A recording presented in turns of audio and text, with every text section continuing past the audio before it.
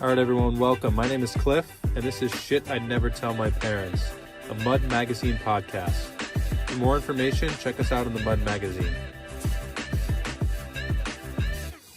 All right, we're back with another episode of Shit I Would Never Tell My Parents.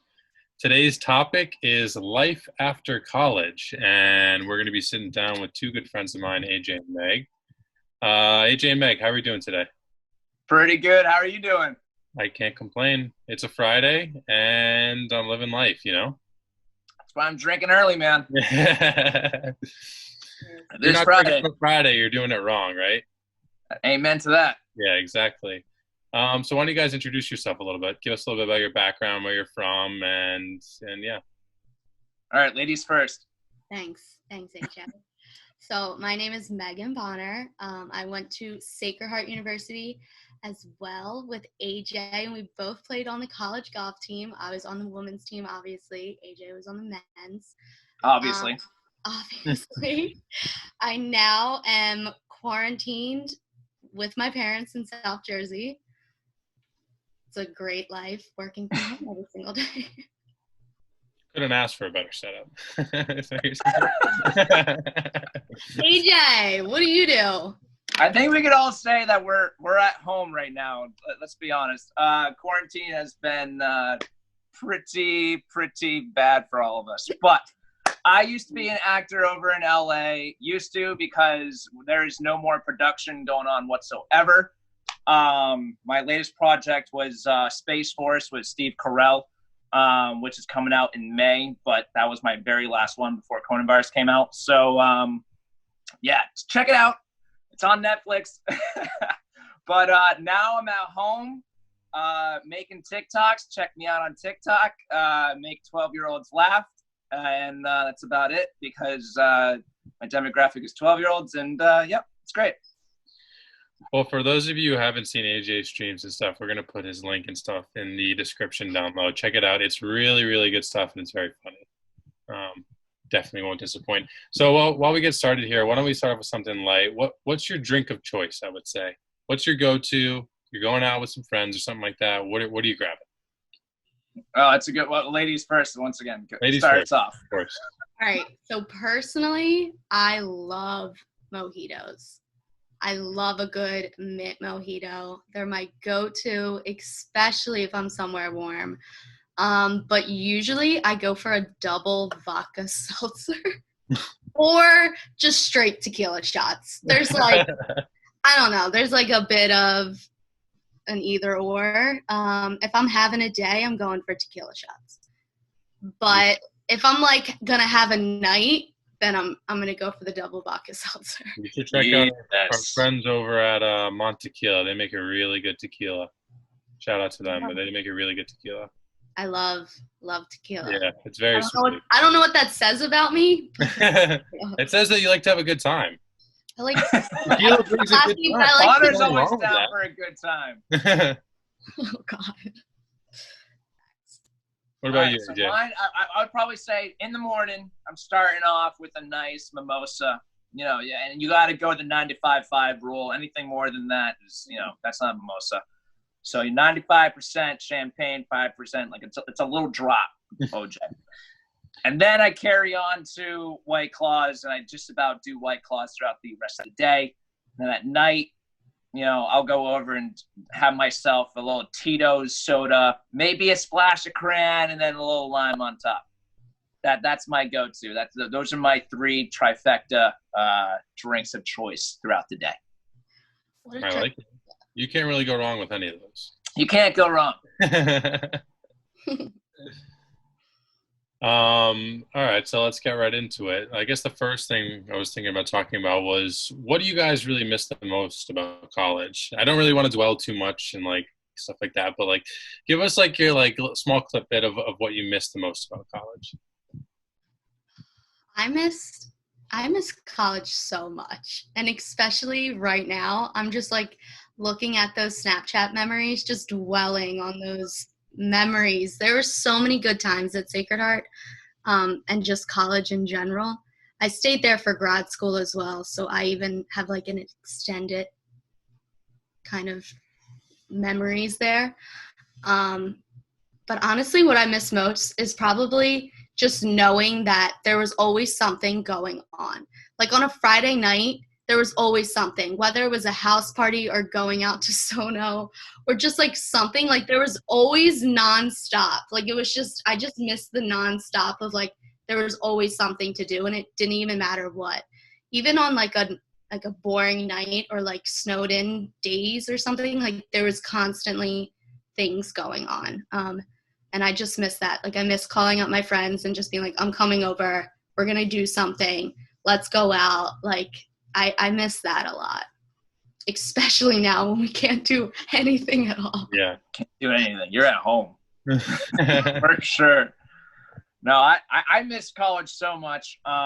You know, it's like going from playing a Division I sport, you know, it's like you have a structured like life throughout the entire 4 years, right? So you have lift in the morning, you have practice for, you know, 4 to 6 hours, and then you have your class, and then you have parties at night. And it was like structure, something going on, just like what Megan was saying, throughout your entire 4 years. And that's what I miss. I miss, you know, the golf aspect, but I also miss my fraternity life as well, because that was party central right there. Shout out Kappa Sigma, best fraternity on campus. Let's go.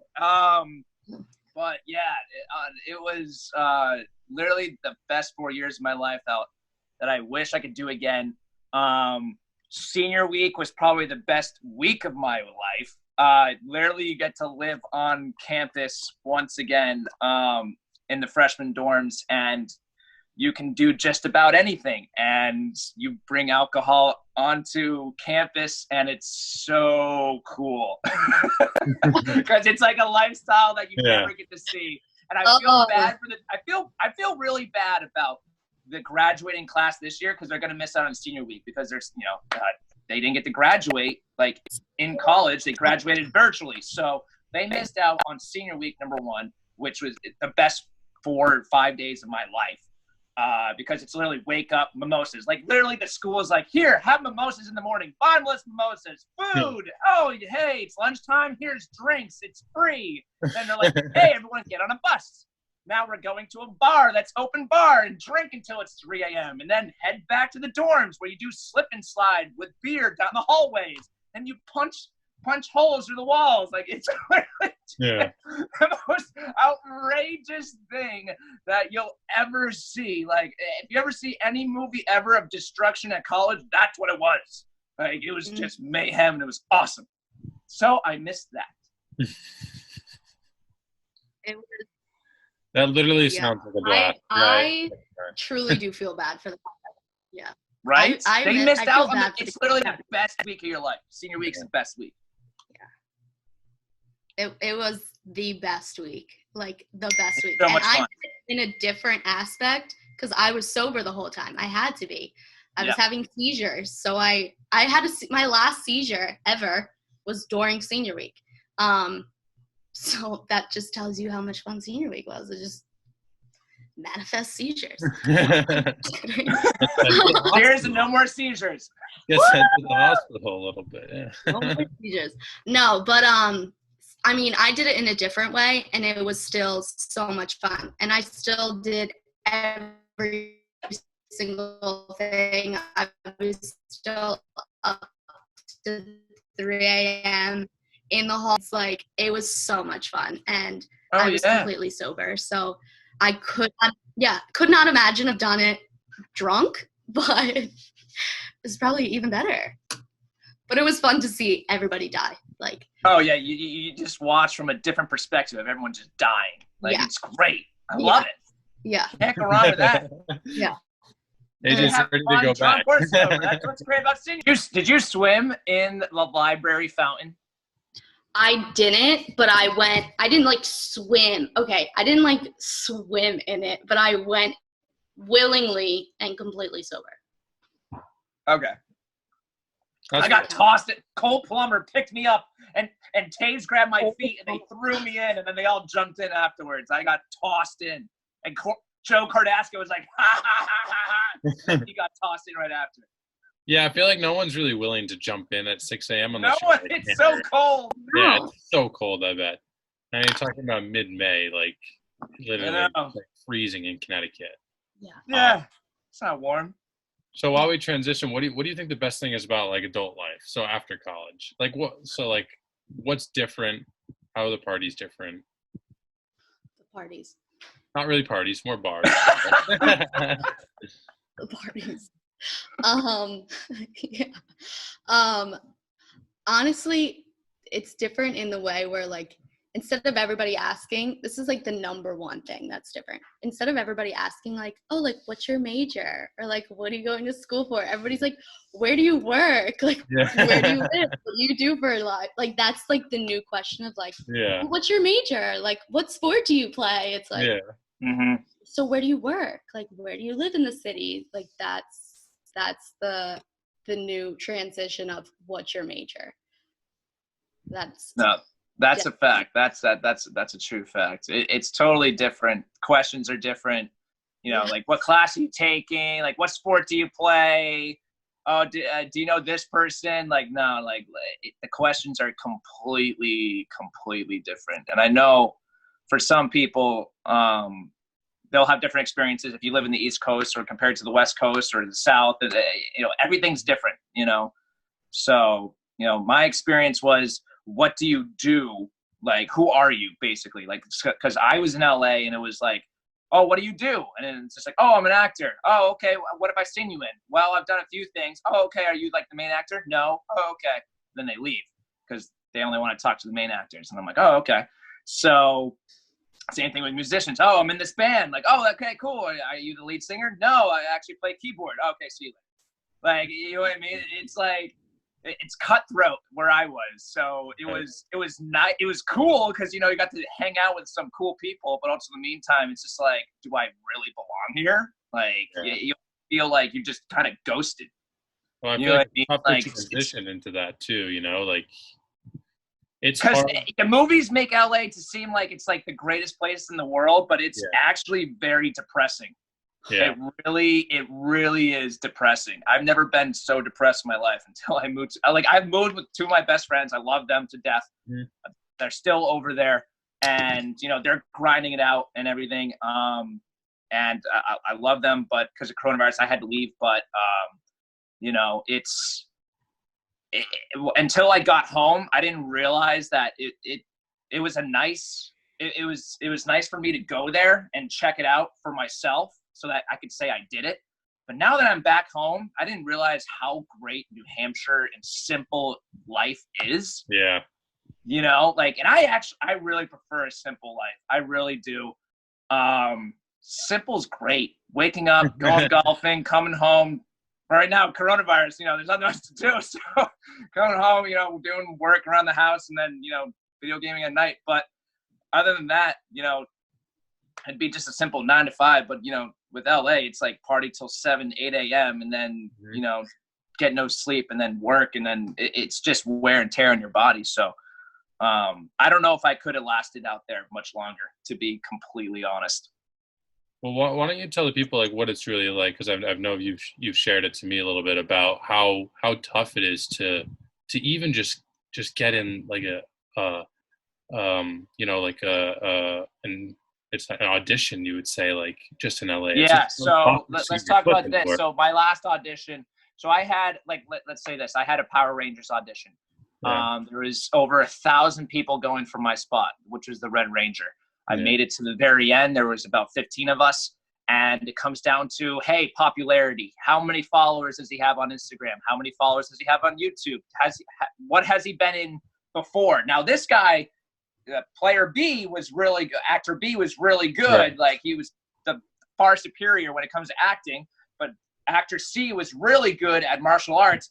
But actor A, he has 10,000 followers on YouTube and 100,000 on Instagram. So let's go with him because he's more marketable.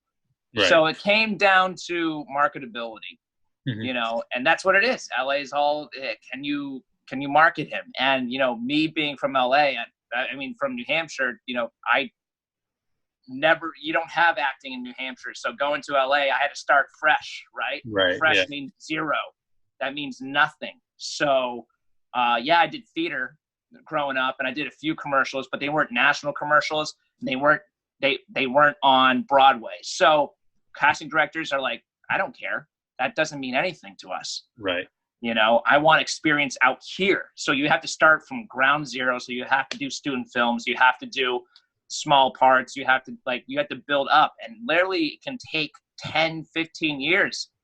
And even then you don't even know if you'll make it. So it's just like, are you willing to sacrifice 10, 15 years to like hopefully make it, cross your fingers, or you leave? Yeah. Coronavirus made that choice for me. Yeah. Well, so what is it like when you get a script and you have to audition? I know you've talked to me about, but you were getting up at 4 a.m., 5 a.m., going to do an audition, go home, take a break, do another audition.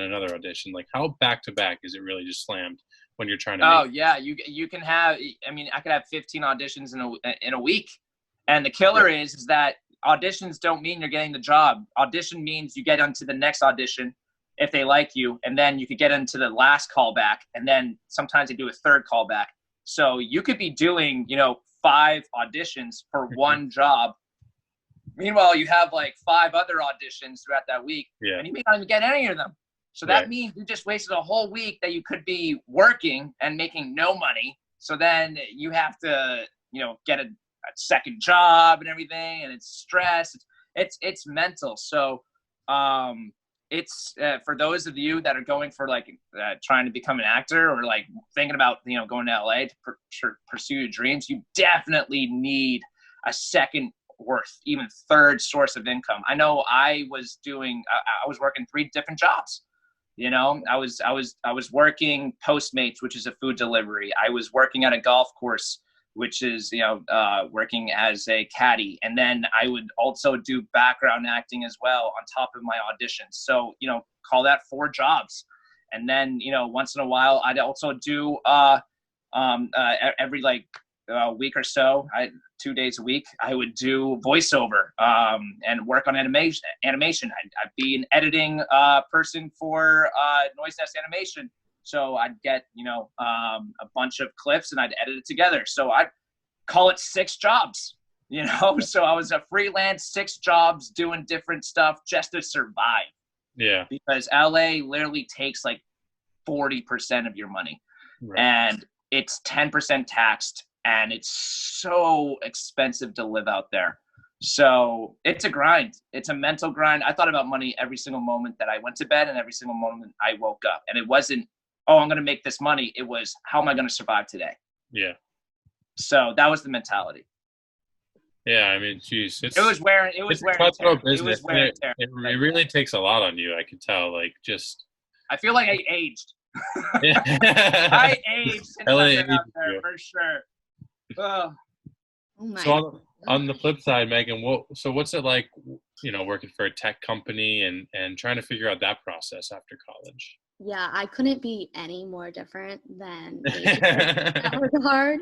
I was in one movie, so let me just put that out there. I was in one movie with Ben Affleck and Jennifer Lopez. It was called Jersey Girl for a hot second, and I was in kindergarten. So look me up on IMDb.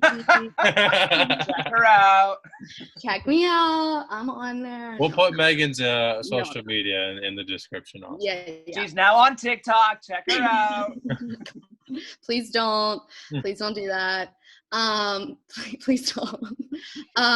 Yeah. So personally, I had a definitely different experience than AJ when it comes to finding a job. So in undergrad, I had no idea where I wanted to go, like after college. Like I had not a clue.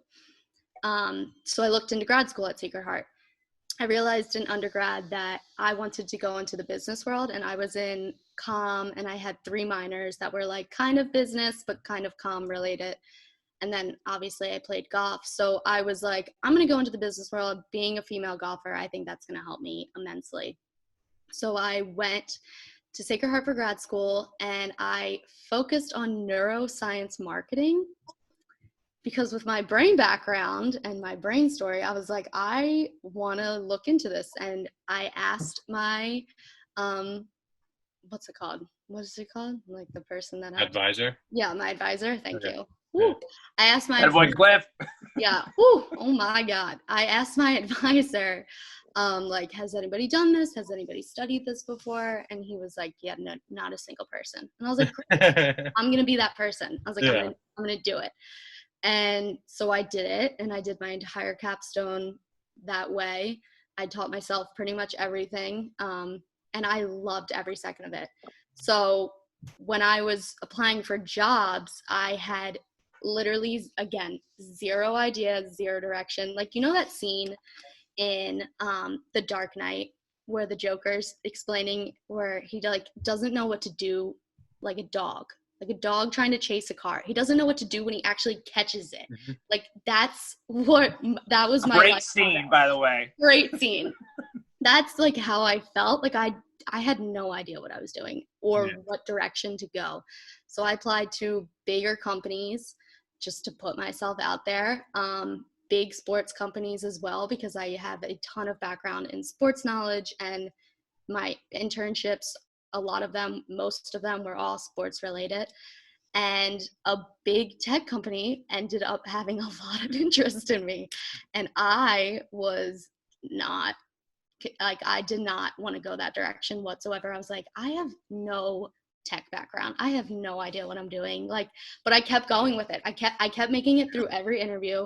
I kept making it through all the tests. I just kept going. And then they were like, we want to fly you to this location and we want to do an in-person interview. And I was like, okay, buckle up. Like, here we go. Was that Atlanta? You went to Atlanta, right? Yeah, I went to Atlanta. Good memory. So they flew me to Atlanta, did the whole interview process in person. I was terrified. So the other companies that I was interviewing for, they were more local to Sacred Heart and to like back home here in South Jersey. So they weren't like flying me anywhere. Most of their main offices were in Connecticut or in Philly or whatnot. Mm-hmm. So to be flown somewhere by a big Fortune 500 company, I was like, what am I doing? Like, is this right? And then they told me, they were like, so we have no offices in Philly or in Connecticut. So like, you're gonna have to move. Is that okay? And I was like, sure. Like, yeah, like, okay. Like, we're gonna do this. So actually, they offered me the job the same day. One of the other big sports companies offered me a job. Same day. And the tech company was like, you can let us know in like 2 weeks, like your answer or whatever. But the sports company was like, we need to know in like today. And I was like, what do I do? And I don't want to say that it was money driven by any means, because I'm not a money driven person, but the sports company, and that's just the sports world, like they're going to pay you nothing and you have to make your way up the ladder, right? They were going to pay me nothing, like nothing. And I was going to be doing something that was not towards what I worked so hard for 6 years. Like, it had nothing to do with my undergrad, any of my minors, or my grad school education. And I was like, you know what? The tech company is more related to like what I did in grad school. And I loved grad school. So I was like, I'm going to go this path. And I kind of the whole time was like, if I don't take this and if I don't move, like, I'm going to regret it. Like, I don't want to just stay home. I don't want to just stay in Philly. I love home. I love where I'm from. But I was like, I have the opportunity to be paid to move and to like have this experience. So let's ride with it. And I did it, and I love it, which is just so funny because I was terrified before starting, because I was like, this is not me. Like, I am such, like, this is, like, I literally went into the job. I was like, I'm going to be with a bunch of nerds. Like, I'm going to be with a bunch of nerds. Like, and not like, I guess I'm a nerd myself because I love everybody that I work with. Like, I love the job. I love the company. So it really ended up working for the best. But Yeah, I literally went into the job and was like, I'm going to be stuck with a bunch of freaking nerds that know all of this stuff about technology. I don't know jack. Like, I don't know half the stuff that they're talking about, but like, we're going to fake it until we make it. And that's kind of what I did. And it's working out in my favor. That's a great story though, about how you kind of took a hunch in grad school about this major that no one was doing. What kind of drove you towards doing that really? And so my whole brain background, by the way, if you want to read what I'm talking about, audience, I wrote a article for the Mud Mag about my brain journey. So I had a brain aneurysm, had radiation treatment for that aneurysm, and the radiation treatment kind of backlashed a little bit and gave me kind of like epilepsy, but not really. But I was having seizures. So I had a whole journey for a couple of years, but that's all in the past now. I'm all healed. Everything's good.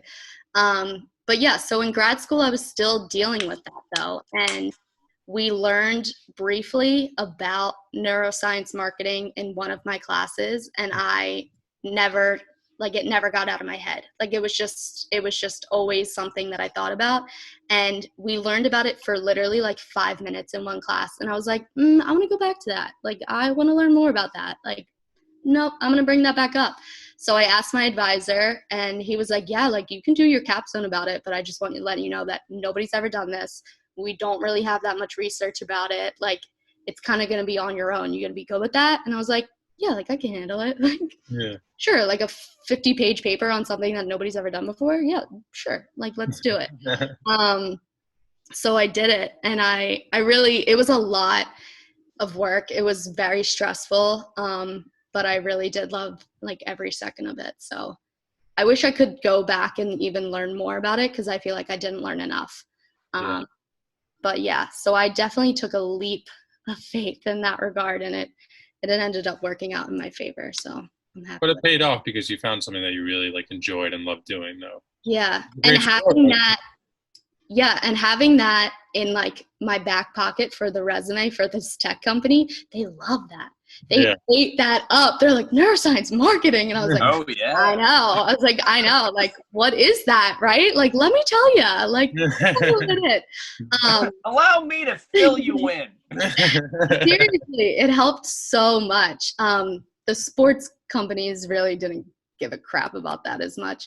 Not saying that they didn't care, but it definitely hit home for those technology companies. So it worked out. Tech companies care, sports just care about sports. I mean, yeah. I mean, it helped. There it honestly, is. Simple. I had a level, on both sides. I had a lot of internships in the sports world. I played a D1 sport, so they were like, love that. But then the tech company, they didn't care that I played college golf. That meant absolutely. They're like, none of us golf. Yeah, that meant absolutely nothing for them. They're like, oh, you can play in our golf outing in the summer. Like, oh, okay, cool. We have a chess club. No, but they really ate up the whole neuroscience marketing thing. And I am so happy that I did it because it put me in a really good position. And it also, I just loved learning about it. So it was a win-win. So what's the best thing like about being in your fields, or what you like the most about being in a tech company or pursuing like acting and stuff like that? What's your favorite part about all of that? Do you want me to go first, AJ? Please. Okay. So personally, I deal with people every day, day to day, every hour at the hour. And I love that. I love human interaction. It is a 9-to-5 job, so that is not me in that regard. I can't say I'm a 9-to-5 person. I like doing things, not sitting down all the time. But I get to deal with people all the time in a very personal way, with many different clients from all over the United States. So I meet a lot of different people, and that kind of goes back to like golf in a sense, where when you play in a tournament, you meet so many different people from all over. and you talk the whole time. And that definitely helped me in the real world, like having that background knowledge of being able to just spark up a conversation and learn a bit of discovery about somebody that you like have never met. And now everything's virtual. So like might never meet these people, but you know, being able to just talk and be personable, I love that aspect about my job, that I get to do that every day. That's great. Yeah. I would say that's unreal. Like, I wish I had that aspect. With acting, it's a little different because I take the stories that like you have, Bonner, where it's like something that happened to you, and I try to implement that on the screen. The emotions that you went through with your brain surgery, what you like, everything dealing up to it. So for my job, it's to learn the research and the emotions and create that, so that you as the audience can feel the same pain and also what I, or AKA you, experience. So it's learning about your subject, doing their research, and also practicing and implementing it in front of the screen. And obviously, you know, rehearsing constantly, you know, it's like a project. It's like theater. You got to keep going over the lines, but also improvisation, because you also want to feel authentic about it. So, you know, the biggest thing is becoming that person. And that, to me, you know, you hear about some of these actors, like Heath Ledger locked himself in a French hotel room for months to become the Joker, because he wanted to really feel the pain of the Joker.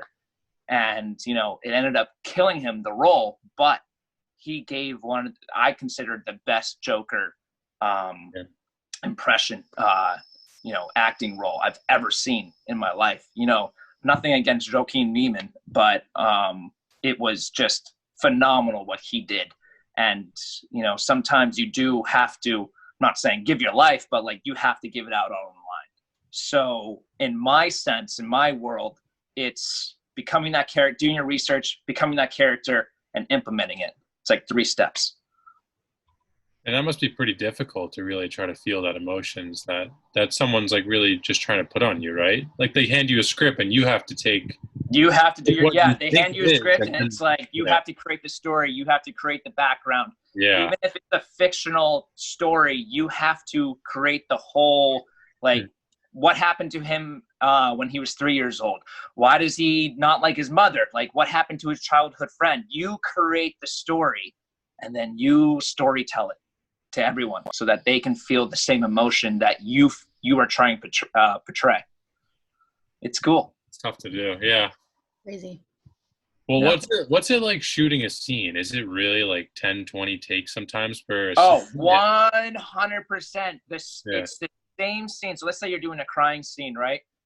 They'll do a crying scene this way. Let's say, like, you know, it's me and you just talking, and I'm like, don't go, you know, and it's a strong, just very verbal, but also emotional scene, and you're crying, and you and I are just, our dog's being put down, and it's so sad. Well, guess what? You're doing that take 20 times this way, and then you're turning this way, and you're doing it 20 times. And then let's say they want to do an aerial shot. You're doing that 20 times as well. So you can be doing the same line over and over and over again, and anywhere between minimum 25 to 100 times. And it could take all day. It could take 2 days just for one scene, because the director wants it perfect. Yeah. The way he visioned it.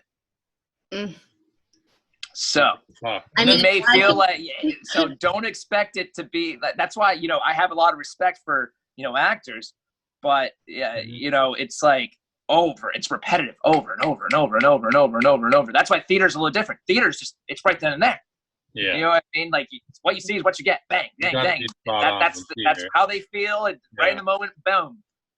You know, I was a theater kid growing up. That's what I did. I did theater, you know, ever like from 4th grade all the way up through high school. So it was, you know, that was my field, you know, being vociferous out to the audience, and, you know, positioning and everything. And then I had to learn how to be in front of the camera for a commercial, because commercial acting is different than TV acting. TV acting is different than movie acting. And, you know, it's all different. It's not it's repetitive in its own self of doing the scene, but it's all different acting, and you have to take the classes. You have to learn the staging. You have to learn, you know, what the director likes, what the casting director likes, because if the casting director doesn't like you or like what you do, guess what? You're not getting the role. Yeah. So it's different. That's tough. Jeez. Yeah, I've always wondered how long it takes to shoot movies, because they take so much time on each scene and stuff like that. They probably spend absolutely so much money. It's crazy, but. Oh yeah, I remember being on set. I did a Heath Ledger movie where we were in war, right? And we had to show up. My call time was 4 a.m. So I woke up at 2:30, drove out 50 miles into the desert, and they planted the night before a bunch of plants everywhere. And you can actually see it on my Instagram. I only have 7 pictures up, but it's the war one. And I'm in full war, blood all over me. I have mud all over me, and you swipe to the right, and you'll see, like, we weren't supposed to have photos, like cameras out there, but I was just like, I got to do it. Click. And you'll see plants and everything. It made it look like Vietnam, but we're in the middle of the desert in California.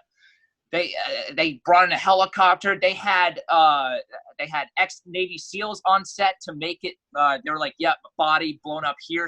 His legs should be like twisted this way. This guy's arm should be on top of the water. They were spraying water on top of us. They had mud on like everywhere because it was just a death scene. Like the guy's supposed to be walking up by himself. There was 200 of us with like almost real. It was real AK like 47s, M16s, but they were, you know, the magazines weren't inside.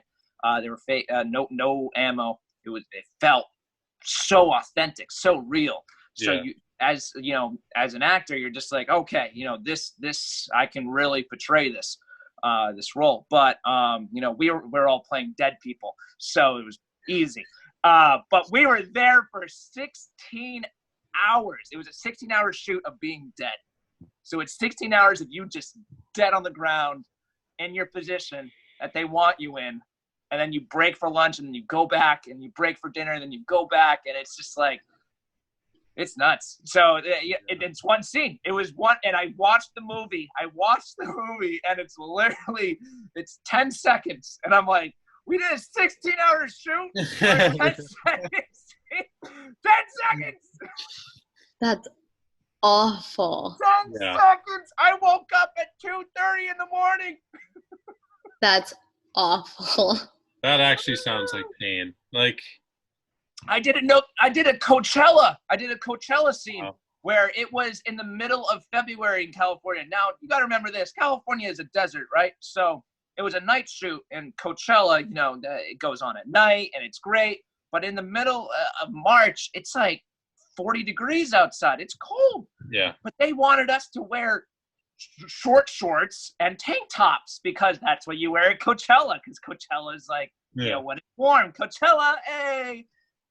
And we're wearing body paint, and we're, you know, it's like we're supposed to be like lively. I was freezing my ass off. It was so cold, man.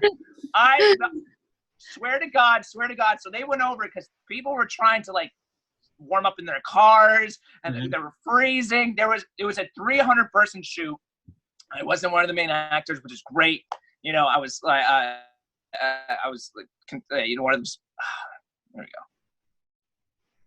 There we go. Someone. One of my followers from TikTok just called me. I don't know why. AJ, you gotta get those followers under control. So, rule of thumb: never give your following your Snapchat, because they will call you 10 times a day. So, regardless. All right, back to my story. Basically, I don't know why I make these mistakes, Spawner. I don't know. I see you like this, like Scientology, this, whatever. All right, anyways. I will forever just be the mom. Like, I will, like, spring break, taking care of all of you boys in that minivan. I was the mom. I'll forever be just the mom of the. You're the mom. No, you're the mom. You're the mom. She's the mom. Mom! The Meatloaf! The Meatloaf! The mom! Meatloaf! What's she doing? Go back. I don't know what she's doing. Anyways, so, you know, we're on set. It's freezing cold. This shoot is from 7 p.m. to 7 a.m. It's a 12-hour shoot, right? And it's freezing. And they were just like, no one could go in their cars, like, to warm up. We need this shot. And they were doing the same scene over and over and over. And I look around and I'm like, I'm not even in this shot. The cameras are there. The cameras are there. I'm back here. I'm going to go into my trunk. So I went to my car. Open it up, look left, look right. They had security everywhere. They're like, if you go over and you go to your car, we will kick you out. When I was just like, you know what? I'm going to my trunk, go inside, sneak it in, snuck inside my trunk. And I set an alarm for 6:55 a.m. and I slept for 3 hours and woke up, went over and checked out, got my money and left. Oh my God. I was so cold. I was like, this sucks. I'm telling you, I got frostbite everywhere. Everywhere. Oh, jeez.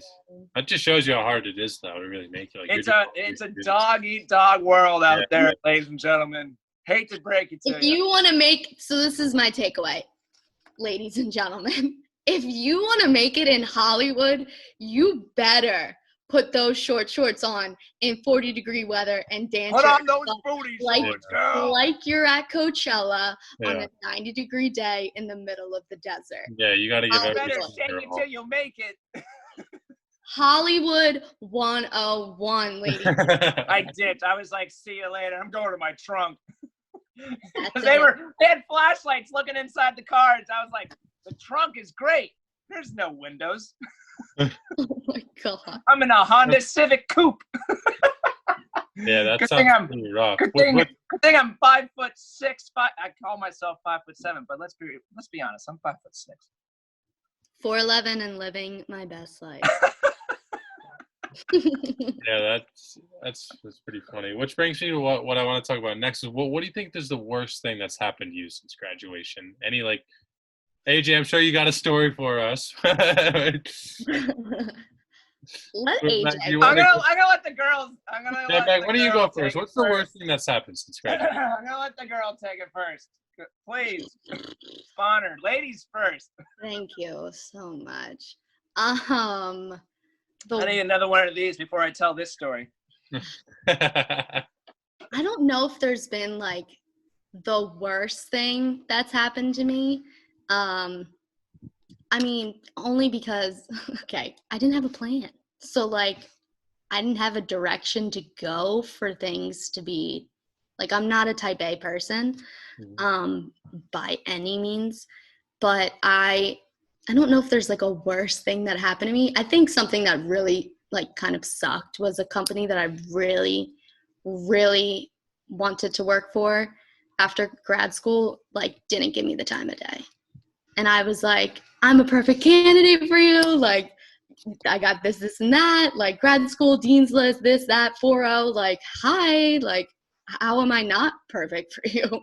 Yeah. And I didn't get, like, a lick of, like, nothing. Like, absolutely nothing.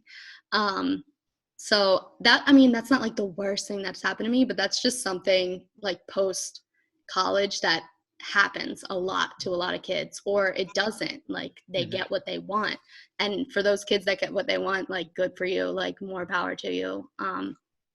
That's amazing, so congratulations. And I hope it's working out for you. But I can't say that there's anything that's, like, awful that happened to me. I mean, I've had some, like, sad things happen, but, like, I'm not gonna talk about that. Like, who the hell cares about that? Like, I'm not gonna talk about that. Yeah. Who cares about that? I'm gonna let AJ take this one because I know that he has something to tell. All right, raise your hand if you've been arrested. No one. All right, cool. So I have been. So basically, I was in Florida.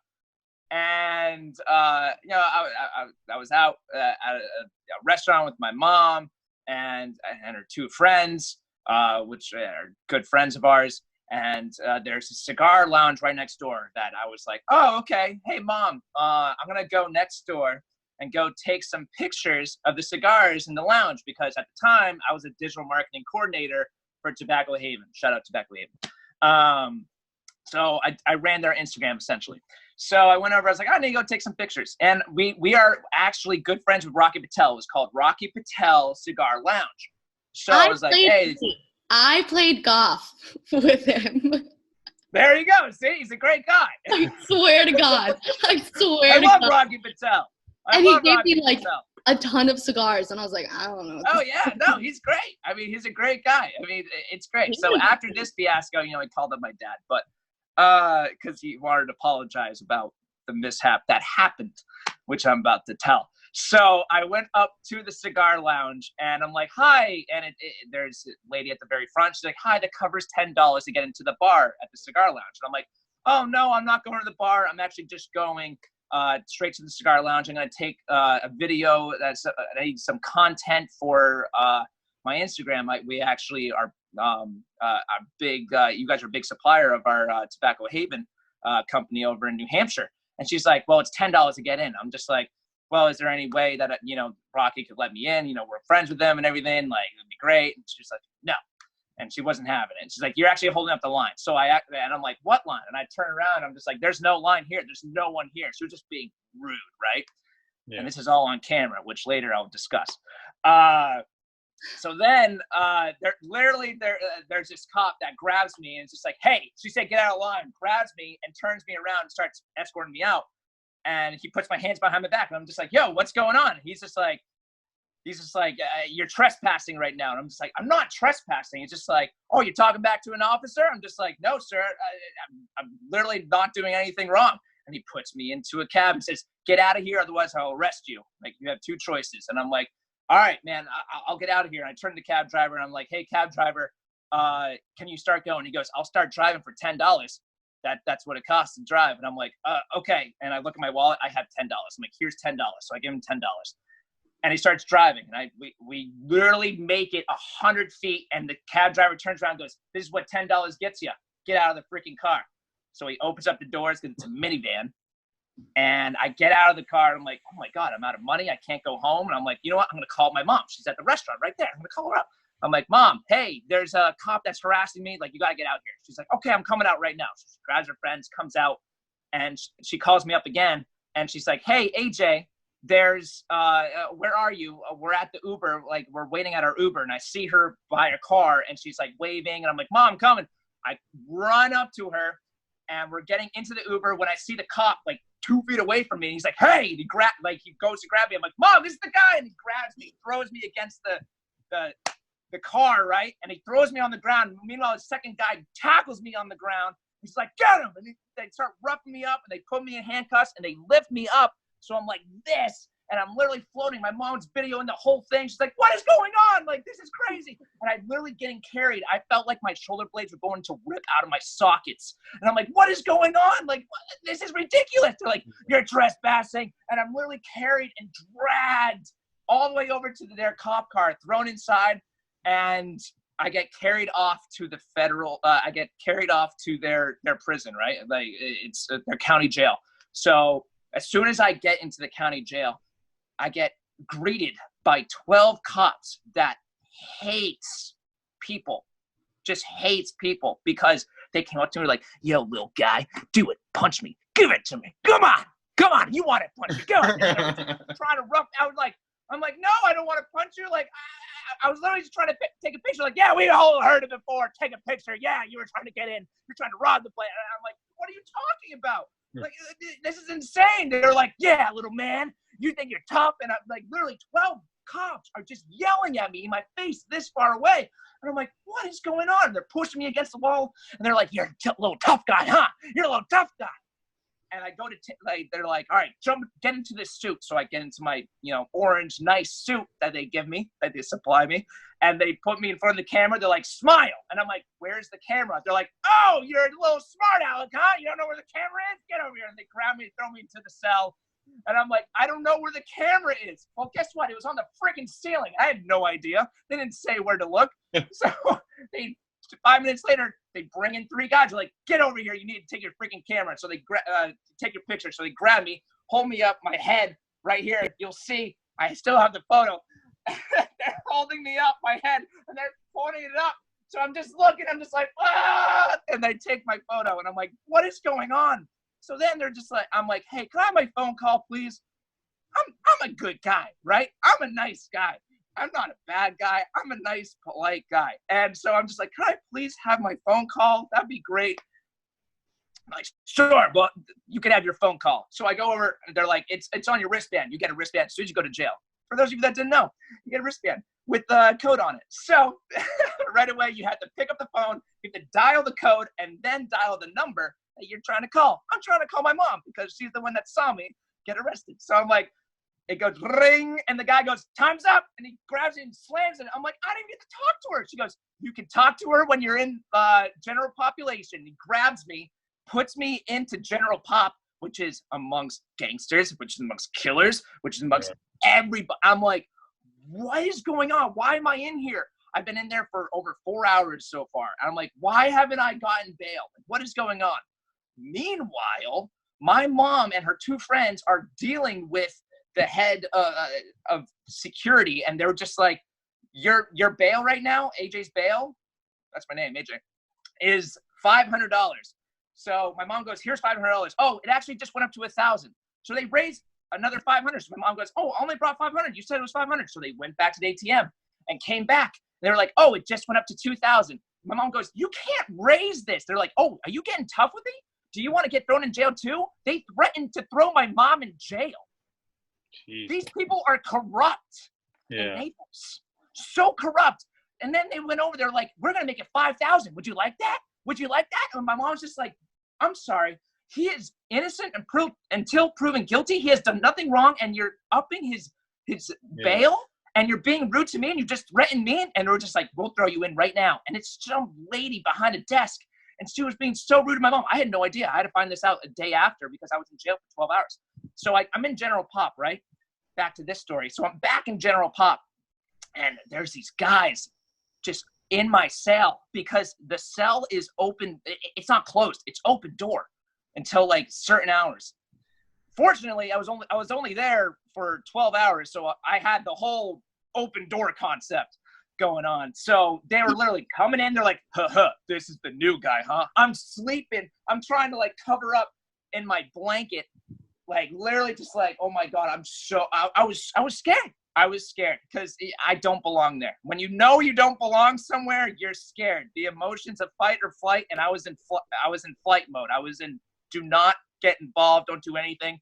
They had food come out. I didn't get food. I didn't want anything. I'm staying in my cell, and they just kept coming in. They were just like, look at this new guy. Yeah, like, yo, little punk, huh? And I was just like, I don't want to deal with this. I'm not going to say anything. This is ridiculous. Now, another thing, they're supposed to give you so they give you a bag right when you go in jail, right? Right when you go in jail, it has a blanket, has a pillow, and it has socks, and it also it says toilet paper. They took out my toilet paper. They were literally, these cops were so bad. I was just like, good thing I don't have to poo. This sucks, but it feels like coronavirus right now because toilet paper shortage and everything. So it was actually it was training. It was training for coronavirus, so I was ready. So at certain times you're actually able to call your family at the time of at 8 p.m. and also at 12 a.m. You're able to call your family in General Pop. So at 8 p.m. I called my mom. I'm like, Mom, where are you? And she's just like, I'm on my way. You only have 20 seconds on here, so make it like real quick. I'm like, Mom, please get me out. And she was just like, we're trying. And I was just like, what do you mean trying? What's going on? And then it just disconnects. You literally have like 20 seconds, 30 seconds on the phone, and you have no idea. And it's such a mind fuck. It's the biggest mind fuck ever. And there's no jail. There's no security guards in there with you. There's a black mirror, but that's about it. So there's no protection in there if their brawl started. There's nothing. And it was just the most mind fucking experience I ever had in my life. Well, needless to say, after 12 hours, I finally got out, reunited with my family, with my mom and her two friends. And I was just like, what just happened? Like, I thought I was in there for forever. They were just like, they kept up in the bail. Like, it was terrible. Like, they said you were someone else. And I was like, what are you talking about? And come to find out, after we got a lawyer, after we got an investigator, we went over and we got the security cameras. There was someone else in my description, supposedly, that they were subjected towards trying to arrest and to bring in for questioning. So needless to say, I was arrested because of the fact that I had the same profile as someone else. And so all the charges were dropped. I have no criminal charges on me, and everything was erased. So you can look me up. I'm not even in the system, and it's as if nothing happened. But I will remember that for the rest of my life because it was the worst experience of my life. Yeah. Wow. I can't even imagine like how traumatized you are after that and stuff like that. Like I went into a depression for 4 months. I talked to my roommate John Callahan Jr. about it, and I love him so much because I could talk to him about anything. And literally, it wasn't until like June, July this was like last year because it happened in February. Until like June, July, where I was just like, I've been in a funk for 4 months. Like I every day I wake up and like I would have nightmares. I would have like just every time I see a cop, like just like PTSD. Like I can't imagine for some of these people, you know, like what they go through because the system is messed up. Yeah, it's messed up. They are given power.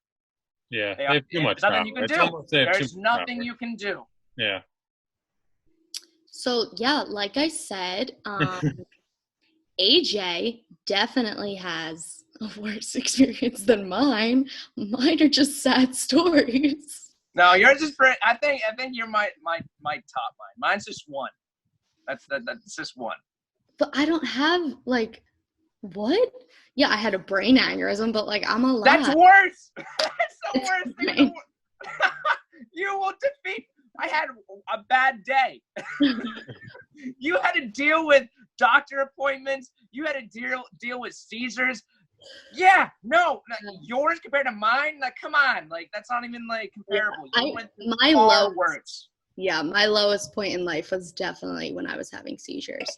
This was like all throughout college too, which is like supposed to be the best 4 years of your life that you had to deal with all this stuff. Like mine was after college, like a year and a half afterwards. So like I can't imagine throughout college also playing a D1 sport on top of like academics, like the stress of that. Like you having to go through that. I'm sorry, but that trumps anyone's experience whatsoever of bad experiences. It just made me a tougher person. Yes, it has. That's why cute on the outside, tough on the inside. That's me.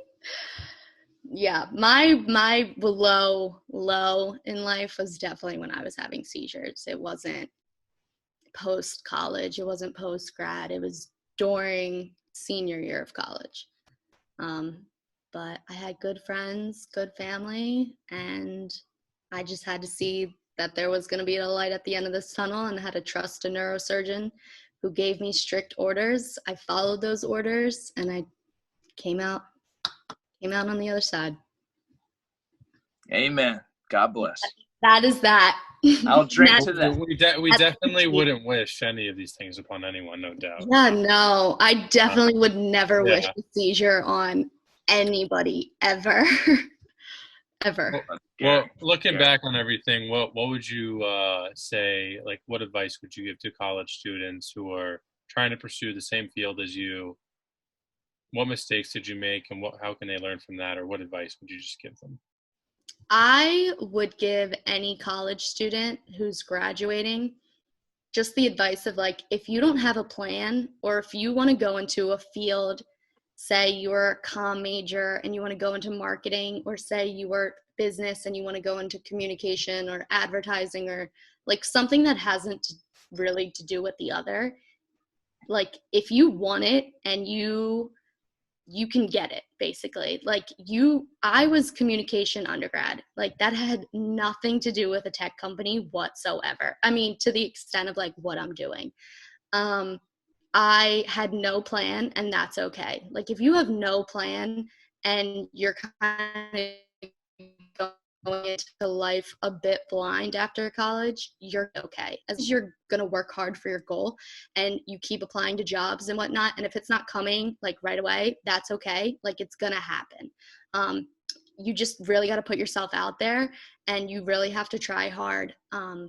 Like you got to set yourself up basically. So have internships and whatnot. Like it's going to be harder for you if you have no past experience whatsoever. So if you have no past experience and you were just an athlete, it's going to be a lot harder for you.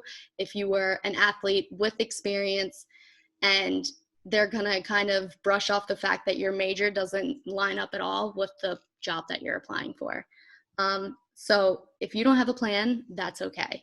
Set yourself up for success in some way, somehow, and you're going to be all right. Yeah, that's everything that I was going to say and more. That was perfect. Yeah, basically experience is key. Put yourself out there. Even if you don't know that you want to do that field, try it, because you're better off saying, well, at least, oh, well, I tried it, than what if, and that's the biggest thing, like get experience, try different things that you want to do or think you want to do, because then you could find the actual thing that you want to do. So experience is key.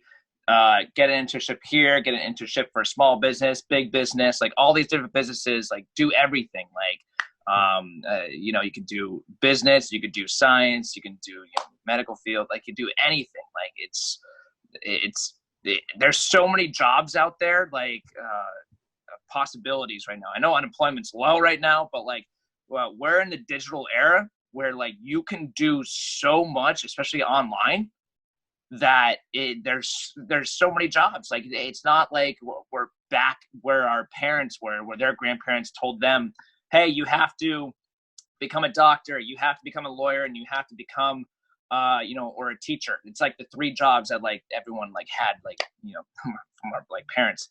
It was literally just like the three specific jobs. Now there's so many different jobs. You could be a YouTube star, you could be you could be a yoga instructor on YouTube. Like you can do anything, but try it. Yeah. You just got to put yourself out there. And that's the biggest thing. A lot of people, they'll go over, and I see this a lot. I saw this a lot in LA, is that people will mostly go over and consume the information of like, hey, you can do it. You can go over the motivation, right? As opposed to actually being motivated to go do it. So they'll wake up and be like, yo, go over and do it. And they'll keep watching and watching and watching. I'm just like, well, why aren't you going and doing it?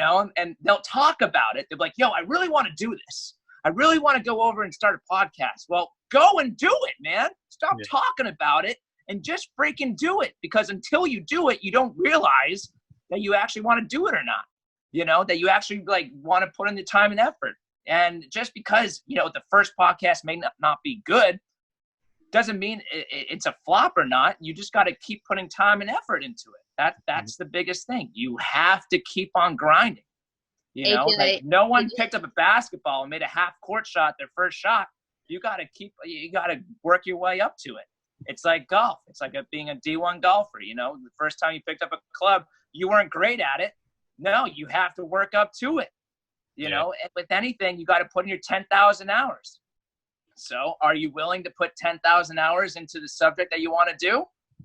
If that's a no, then pick something else that you want to do.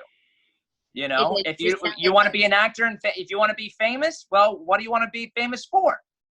That's the biggest thing. So if you want to be famous, what's your field? Oh, I want to be an actor. Are you willing to spend 10,000 hours of just no's of casting directors? No? Well, then don't do it. Do something else. Yeah. Become a YouTube instructor of something that, that's something that you like doing. Oh, I like, teaching basketball. Well, do a YouTube series about basketball. Do TikToks about basketball. There are so many things that you could do online nowadays. There's so many people. Think about this. There's 1.5 billion consumers on TikTok. There's over 2 billion consumers monthly on YouTube. That means literally a fraction of the world's population are on those two platforms. That's only two platforms. That means that you can go over and you can reach so many people. Mm-hmm. There are so many sources that you can go over and literally get your message out. So try everything. Talk about planting. Talk about raising a farm. Talk about raising a family. Doesn't matter. Go over and do your things. Do what you want to do. Don't try to copy someone else. Yes, you could be motivated by someone else. You could get motivated by Gary Vee. You could get motivated by, Grant Cardone. Like, that's great. They perfected what they did. But guess what? At the end of the day, it's up to you to be motivated and for you to go out and actually implement that and go out and do what you want to do. Because at the end of the day, it's what you put into it. AJ, you literally... Cliff, can you put in that clip in here of Shia LaBeouf just saying, just do it? You just got to do it. That's the biggest thing. No, Shia LaBeouf is right. I know, like, just like put that somewhere. That was very motivating, honestly. That was, like, my goodness. Honestly, like, some really good, like, heartfelt advice right there. And, you know, I'm ready to run through a brick wall right now. I know, like, I had, like, a nice little calming, like... It's like a wood wall, but I'm ready to run right through it.